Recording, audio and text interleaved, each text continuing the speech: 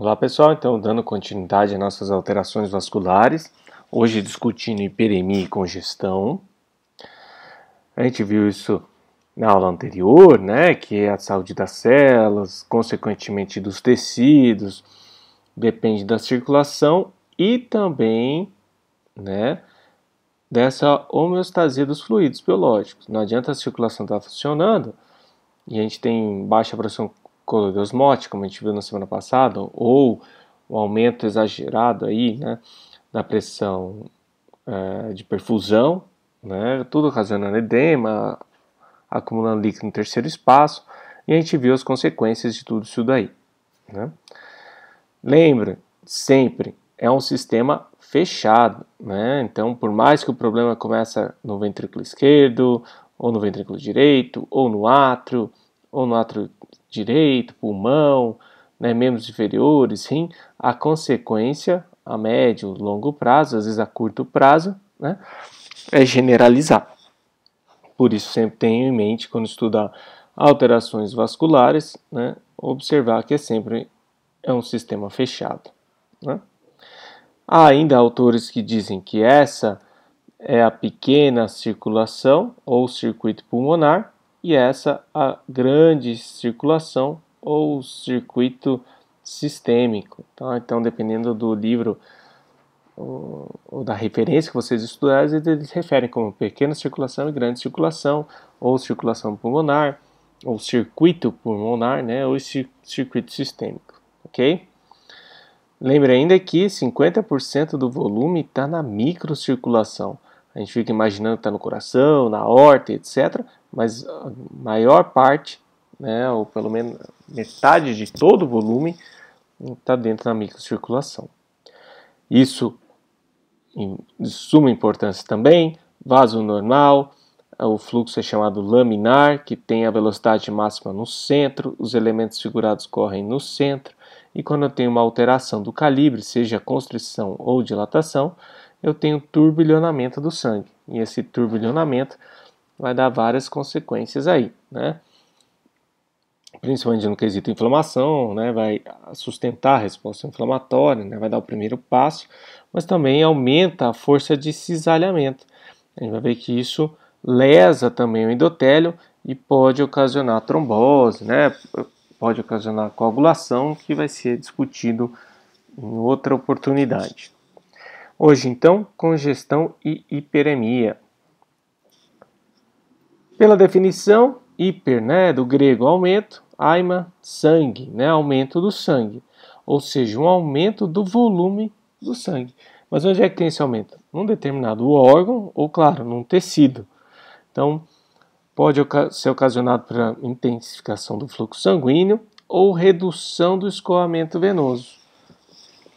Então, aumenta a quantidade de sangue dentro do sistema vascular, seja na ponteira venosa ou na veia. Vai ficar mais fácil aí com os gráficos. Olha só, então, a gente sempre tem artéria, né, arteríola, enfim, que irriga o sangue até um tecido ou órgão, e a veia, né, vênulas, que escoam esse sangue. Então, se eu quero um aumento, né, a definição de hiperemia, congestão, enfim, é um aumento de sangue naquele tecido ou órgão, só pode ser ocasionado porque tem uma chegada maior de sangue, obviamente, ou um escoamento menor. E aí o sangue fica parado nesse tecido ou órgão. Então, esse aí é o resumo de hiperemia e congestão. Então, daqui para frente, entendeu bem isso? Que hiperemia é a chegada de mais sangue e a congestão é a saída de menos sangue, ou melhor, esse acúmulo de sangue no órgão ou tecido pode se dar por um aumento, né, chegando mais sangue, a gente chama de hiperemia, ou saindo menos sangue, a gente chama de congestão. Então, se esse aumento de sangue foi ocasionado por a chegada maior, um aporte maior sanguíneo, hiperemia. Se esse acúmulo de sangue no órgão tecido se deu porque o sangue não foi embora, congestão, ok? Então, A aula se resume basicamente a isso. A gente vai agora detalhar um pouquinho melhor, mas esse é o pilar central. Outra coisa que já vale a pena a gente falar logo no início: hiperemia pode ser patológica, mas pode ser fisiológica, e congestão sempre é patológica, ok? Congestão sempre é patológica. Classificação, né? A gente pode chamar hiperemia ativa, que é propriamente dita, e hiperemia passiva, que é congestão, ok? No dia a dia, hiperemia é sinônimo de hiperemia ativa, e hiperemia passiva a gente chama de congestão. Então a gente só fala hiperemia e congestão. Eu coloco esses sinônimos aí porque alguns autores, dependendo da referência que vocês forem estudar, pode dizer em hiperemia passiva e acaba confundindo vocês. Então, sempre que vocês lerem hiperemia passiva, é congestão, ok? Falando da hiperemia ativa, né, ou simplesmente hiperemia no nosso dia a dia. Então, é o acúmulo, né, a repressão de sangue lá no leito capilar, lá no órgão, devido a vasodilatação arterial ou arteriolar, né? Então, chegando mais sangue naquela região. Então, há um aumento de fluxo sanguíneo pela dilatação arterial. Pode ser dado por mecanismos neurogênicos simpáticos, então uma ordem central, vamos dizer assim, ou de substâncias vasoativas, histamina, serotonina, prostaglandina. E onde é que a gente viu tudo isso aí? No semestre passado, lá, a inflamação. Então a inflamação faz uma hiperemia, né? Porque libera histamina, serotonina, prostaglandina, local, né? Faz uma hiperemia local. Então, comparando, olha só, normal, né? Então, chegando sangue, lá os capilares, vênula, arteríola. E na hiperemia, então, tem o aumento do fluxo sanguíneo, né? Por exemplo, no exercício ou resposta inflamatória. Então, tem uma vasodilatação, consequentemente, chega mais sangue fica cheio, né? Fica repleto no tecido e no órgão, né? Cometido. Então, eu tenho uma hiperemia, né, acúmulo de sangue por a vasodilatação. Pode ser, como eu disse para você, a hiperemia pode ser fisiológica, né, pode ser por um mecanismo central, a partir lá de fisiologia dos centros vasomotores, e também periférica por substâncias vasoativas localmente liberadas, né. Então, já adiantei isso para vocês, pode ser fisiológica ou patológica. Né? A fisiológica, eu tenho aquela dilatação arterial ou arteriolar, geralmente por mecanismos neurogênicos, simpáticos, mas também por substâncias vasoativas. Então, quais situações é uma hiperemia fisiológica? A mucosa gástrica durante a digestão, né? A gente precisa absorver e liberar enzimas ali no estômago. O rubor facial, né, ficar com aquela face vermelha, quando as pessoas ficam nervosas, com raiva ou até mesmo emocionadas, é um mecanismo neurovascular. Quando a gente está com bastante calor, a nossa pele fica avermelhada, na verdade a gente está fazendo uma hiperemia para dissipar o calor, né, no corpo. Então, geralmente, quando a gente está fazendo exercício, fica avermelhada, algumas pessoas mais, outras menos, mas também é uma espécie de hiperemia fisiológica. Né? Então, em suma, algum tecido que está exigindo a maior funcionalidade, por exemplo, você está correndo, os músculos da perna vão estar hiperemiados, né, para dissipar calor, respostas às emoções são as mais frequentes, né? Então, práticas de exercício, lembrar também da digestão, os órgãos internos, né, rubor facial aí mostrando. Já a hiperemia patológica, basicamente se resume às inflamações. Inclusive, lembra, a hiperemia é um dos sinais cardinais. Então, a hiperemia se dá pela vasodilatação. Está mostrando aí quando a gente tem febre, aqui mostrando uma cistite aguda hemorrágica, então mostrando os vasos dilatados porque ela estava inflamada e assim por diante. Quais as consequências da hiperemia, né, ou da hiperemia ativa, né? A chegada de mais sangue aí para os tecidos. A gente viu, né? Basicamente, se eu tenho uma vasodilatação, está chegando mais sangue, aqui nessa região fica com uma pressão aumentada. E a pressão aumentada faz o quê? Né? Uma pressão hidrostática aumentada flui, né? Extravasa, perfunde mais líquidos no interstício. Então, uma hiperemia sustentada pode ocasionar edema. A gente viu na aula anterior aí, né? Então, a hiperemia pode ser uma causa de edema. A gente viu na aula passada. Então, consequência e a evolução de uma hiperemia sustentada. O edema, né, que a gente já discutiu, mas também pode, com esse aumento de pressão, romper os vasos sanguíneos. Então, também dá uma hemorragia, tá certo?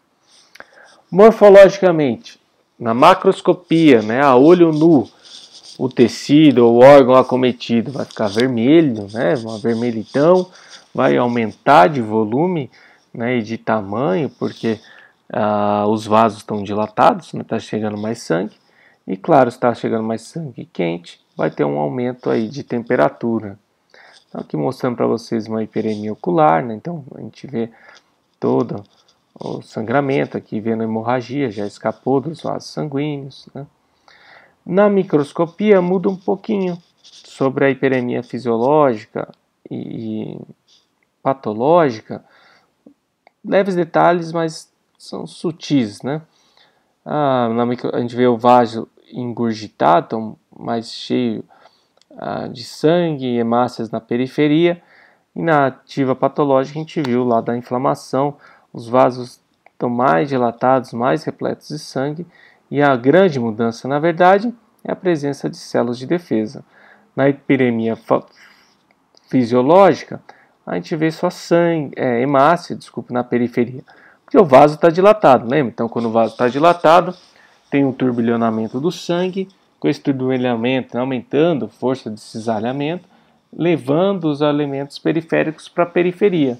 Então, a gente vê hemácias na periferia. Na patológica, que é a resposta inflamatória, além das hemácias, a gente vê o quê? Lá as células de defesa, no primeiro momento, os neutrófilos. Ok? Então, basicamente, essa diferença. Aqui, ó, vasos repletos de hemácias na periferia, também no centro, porque estão cheios, né? Mas você vê um predomínio na periferia. E pouca ou quase nenhuma célula inflamatória aqui dentro do vaso, né? Então, mais um esqueminha mostrando para vocês que então o aumento de volume se dá por uma vasodilatação, né, da artéria. A hiperemia passiva, né, congestão. Então, vamos falar sempre congestão, para não ocasionar confusão.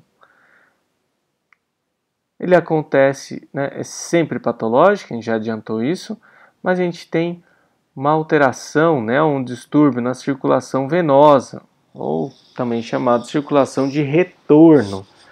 Então, eu tenho um problema naquele retorno, ele não acontece de maneira adequada.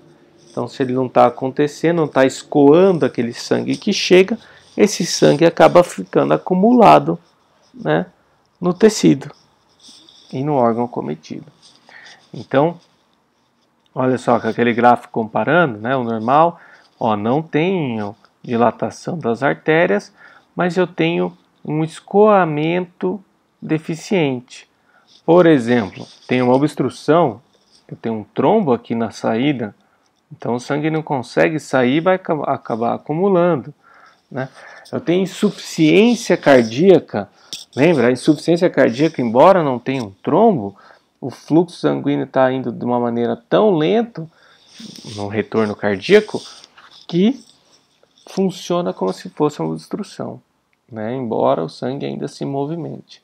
Então, em comparação com a outra figura, olha só, um predomínio do sangue venoso, é menos rico em oxigênio. Então, o tom do órgão, né, na hiperemia é bem avermelhado, né, tendendo a um vermelho vivo, e na congestão a gente tende aí a uns tons azulados.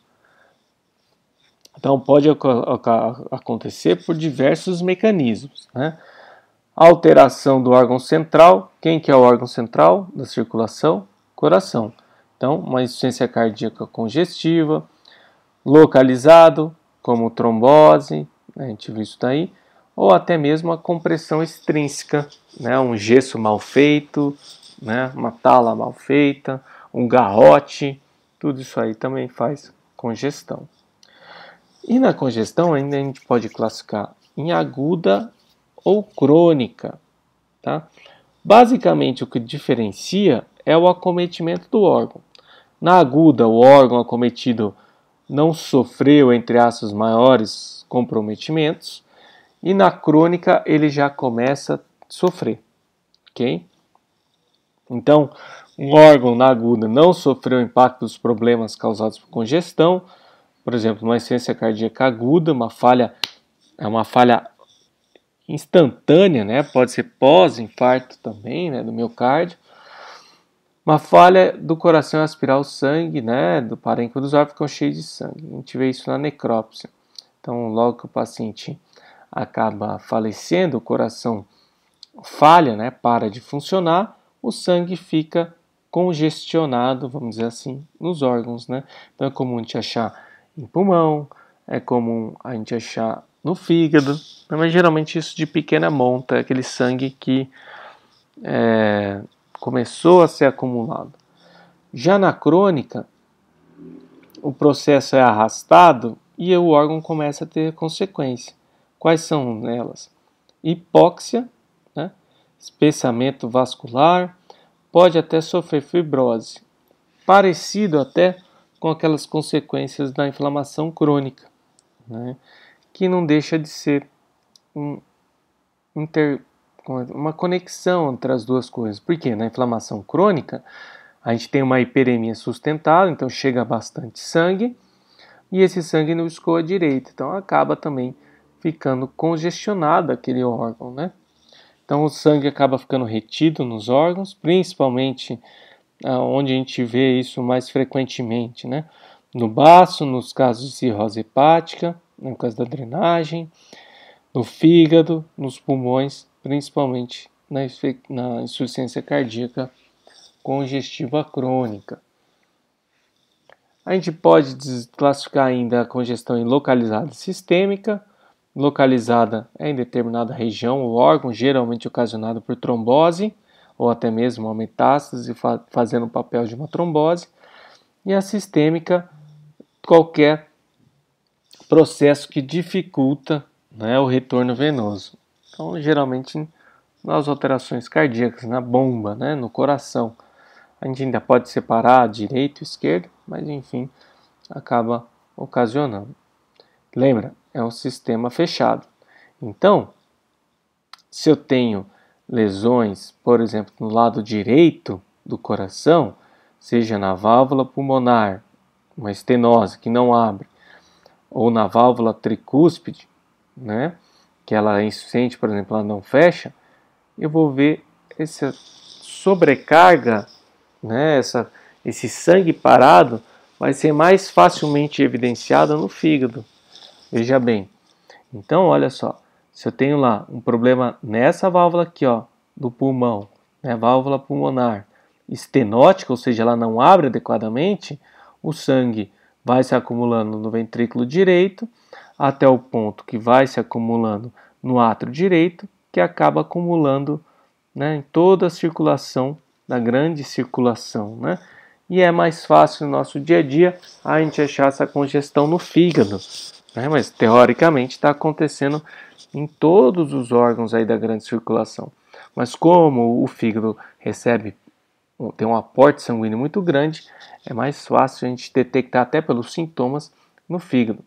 Da mesma maneira, olha, se eu tenho uma válvula, né, a tricúspide insuficiente, né, ela não fecha, vai ocasionar a mesma ideia, né? Então, se eu tenho uma válvula aqui, ó, tricúspide, que não fecha adequadamente, toda vez que o ventrículo direito contrai para ejetar, acaba voltando parte do fluido para o átrio direito. Então, o átrio direito sempre vai estar com uma pressão elevada. Então, passa essa pressão aí para as veias cavas e todo o sistema de drenagem. Lembra, é um sistema fechado. Do lado esquerdo, é o mesmo raciocínio. Então, se eu tenho uma estenose na válvula aórtica que não abre, onde eu vou ver esse acúmulo de sangue mais rapidamente, mais facilmente? No pulmão. E a mesma coisa da válvula mitral, que não fecha, também no pulmão. Olha só, se eu tenho aqui o ventrículo esquerdo e eu tenho uma estenose da válvula aórtica, esse sangue não sai adequadamente. Acaba acumulando no ventrículo esquerdo, com o tempo no átrio esquerdo, e aí na veia pulmonar e no pulmão. Então o pulmão fica congesto. E da mesma maneira, se eu tenho uma mitral insuficiente, toda a contração do ventrículo esquerdo acaba voltando um pouco para o átrio esquerdo, aumentando a pressão no átrio, aumentando a pressão na veia pulmonar, acabando que acumula sangue no pulmão. Quando se acumula sangue, por falta de saída, congestão. Então tem a famosa congestão pulmonar, certo? Então lembrar sempre que é um sistema fechado. Então se eu tenho primariamente, ou se eu tenho um problema, vamos dizer assim, no coração direito, eu vou olhar o fígado, o problema vai ser na grande circulação. E se eu tenho um problema no coração, uma insuficiência cardíaca esquerda, eu vou olhar para o pulmão, que ele vai estar congesto. Na prática, é o contrário, né? A gente faz um raio-x de tórax e vê que o pulmão está congestionado, tá cheio de líquido. A gente vê que a gente já sabe que o problema é no coração esquerdo, né? E se eu tenho problema hepáticos de congestão no coração direito. A longo prazo, tá, pessoal? Como é um sistema fechado, posso até começar o problema no lado esquerdo, posso até começar no problema direito, mas a tendência, como é um sistema fechado, a insuficiência cardíaca ser global. Posso até iniciar pelo lado esquerdo, mas a longo prazo, como é um sistema fechado, vai repercutir no coração direito também. Tá certo? Então é só a gente pensar, por exemplo, olha só, eu tenho vamos começar o problema do esquerdo, né? Uma estenose aórtica, ou seja, a pressão no ventrículo esquerdo vai aumentar, consequentemente a pressão no átrio esquerdo vai aumentar, consequentemente a pressão na veia pulmonar vai aumentar, ou seja, o retorno vai diminuir aqui, para esse fluxo, vai acumular sangue no pulmão, acumulando sangue, o pulmão ficando congesto, vai aumentar a pressão na artéria pulmonar, consequentemente no ventrículo direito, consequentemente no átrio direito, consequentemente na veia cava e toda a grande circulação. E também, claro, da pequena circulação por causa do átrio direito. Entende? Então, por mais que o problema tenha começado no ventrículo esquerdo, a longo prazo vai pegar as 4 câmaras cardíacas. E o oposto é verdadeiro, é só fazer o mesmo raciocínio. Se também começar pelo ventrículo direito, por exemplo, como é um sistema fechado, a longo prazo pode chegar ao coração esquerdo, dando aí a chamada insuficiência cardíaca congestiva ou global. No nosso meio, é muito mais comum os problemas no coração esquerdo, principalmente pela hipertensão arterial, e refletir no direito. Mas agora com o Covid, aqueles pacientes, por exemplo, tiveram uma fibrose pulmonar bastante extensa, provavelmente tem falha no ventrículo direito, E, claro, a longo prazo, em teoria, poderia chegar no coração esquerdo, mas na prática nosso é muito mais comum o ventrículo esquerdo, o lado esquerdo ser acometido primeiro, ok? Então, na morfologia da congestão, macroscopicamente vai ter alteração da cor, então ele vira aquele vermelho azulado, porque é um sangue venoso, menos rico em oxigênio, vai ter mais cianose, aumento do volume do órgão, claro, e um aspecto úmido por causa do edema, que vai ser formado. Então aqui mostrando para vocês, esse é o famoso fígado em noz moscada. Quando a gente corta a superfície do corte do fígado, lembra uma noz moscada, porque vai acontecendo necroses ao redor das veias né, centrolobulares, que vai dando esse aspecto. E onde tem vaso está congesto, fica mais avermelhado também. Aqui mostrando um rim congesto, né? Então, o pulmão vai estar, todos os órgãos vão estar aumentados, né? Todos vão estar congestionados, né? Vão estar aumentados. Então, as alterações fisiopatológicas são semelhantes em todos os órgãos, mudando uma coisinha aqui e outra lá. Então, mostrando, olha só, a noz moscada cortada e o fígado congestionado, ó, lembra muito a noz moscada. Então, a gente fala fígado e noz moscada. Aqui mostrando a congestão pulmonar também, né? E aqui a microscopia da congestão hepática com os focos de necrose ao redor das veias. Aqui mostrando também mais uma vez a congestão, né, também chamada hiperemia passiva, mostrando já a longo prazo, né, os hepatócitos vão morrendo, desaparecendo, né, mais distante, um pouquinho mais preservado. E essa é a mesma figura que eu mostro para vocês lá na aula de inflamação crônica do pulmão, né? Então são comuns focos de hemorragia, né? Tudo isso se dá também pela congestão, pelo acúmulo de sangue nesses órgãos aí. E aí, consequentemente, evoluindo para fibrose, né? Tudo aquilo que a gente já discutiu. Quais as consequências, então, de congestão? Obviamente, o edema, porque vai ter também o aumento da pressão hidrostática, né? A gente viu isso daí. Pode ter hemorragia, por diapedese ou mesmo por ruptura desses capilares que estão com a pressão aumentada.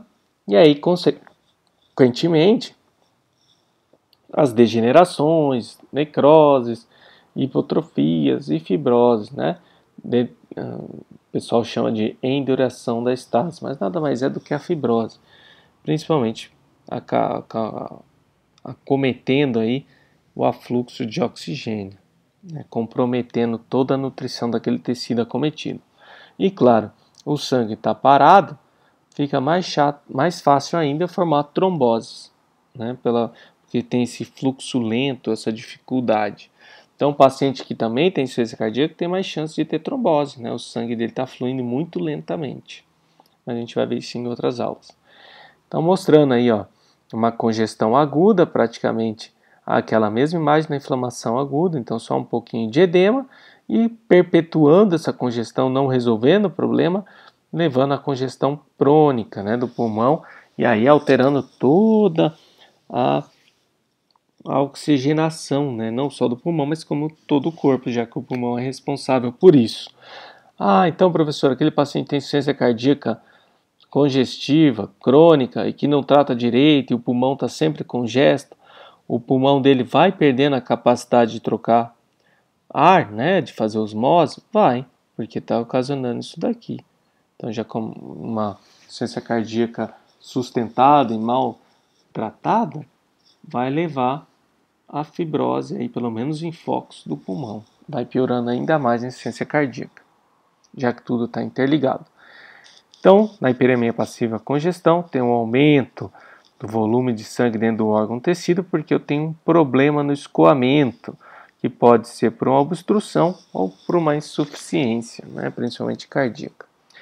Então, se o sangue não escoa, está fechado aqui, seja por um trombo, né, ou por uma lentificação, né, uma insuficiência cardíaca que acaba funcionando como uma obstrução, vai aumentar ainda mais a pressão hidrostática, então vai ocasionar maior escoamento de líquido, né, formando edema, líquido no terceiro espaço. Então, em resumo, é isso, comparando essas duas figuras, olha só, hiperemia, aumento do sangue, olha, o sangue arterial, esse desenho está até mais vermelhinho que esse aqui, ó.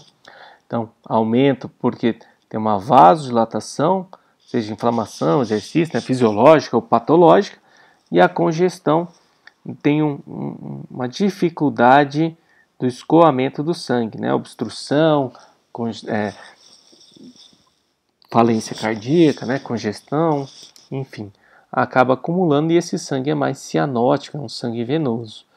Então, reparem nos detalhes da figura, ó, essa seta é maior que essa seta, né? Essa seta aqui também é maior que essa daqui. Aqui é mais avermelhado, aqui é mais azulado. Até o órgão parece, e realmente fica, ó, quando é congestão, a dificuldade de saída, ele fica, ó, o volume de sangue repleto, né, o que enche, é ligeiramente maior também. Então, hiperemia, né, sinônimo de hiperemia ativa, pode ser fisiológica ou patológica. Congestão tem o sinônimo de hiperemia passiva e é sempre patológica, certo? Então, nos vemos aí na aula síncrona para tirar dúvidas, ok? Até a próxima então, pessoal.